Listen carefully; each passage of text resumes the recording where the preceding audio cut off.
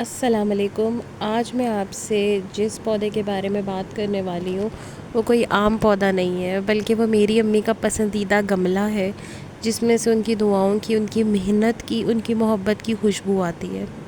میرے گھر میں بہت سارے گملے تھے، لیکن ایک گملہ میری امی کا پسندیدہ تھا۔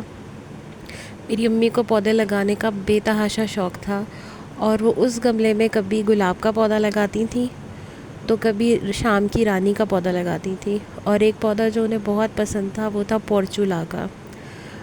پورچولا کا سورج کی تیز دھوپ سے محبت کرنے والا پودا ہے۔ جب بھی یہ کھلتے تھے تو امی کہتی تھیں کہ دیکھو یہ ایسے کھلے ہوئے ہیں جیسے ایک نئی امید ہوتی ہے۔ میری امی جب تھک جاتی تھیں تو وہ اس پودے کے پاس جا کے بیٹھتی تھیں، اس سے باتیں کرتی تھیں، مسکراتی تھیں، اور ہم امی کو دیکھتے تھے اور وہ ہمیں کہتی تھیں کہ یہ پودے ہمیں صبر کرنا سکھاتے ہیں، ہمیں جینا سکھاتے ہیں، اور خاموشی سے ہمیں خوشبو بکھیرنا سکھاتے ہیں۔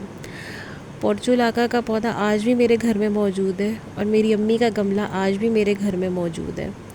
میرے ذہن میں ابھی بھی اس پھول کی یادیں آتی ہیں اور خوشبو آتی ہیں۔ اب میری امی اس طرح سے باغبانی نہیں کر سکتی، اسی لیے اب میں باغبانی کرتی ہوں اور میں پودے لگاتی ہوں۔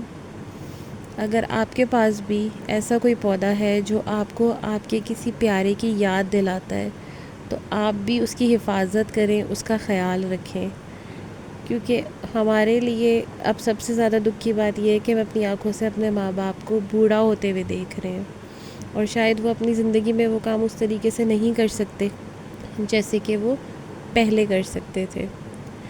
اپنی یادوں کا خیال رکھیں، اپنی یادوں کی حفاظت کریں، جس طریقے سے میں ان یادوں کی حفاظت کر رہی ہوں، کیونکہ کچھ خوشبوئیں صرف یادوں سے آتی ہیں۔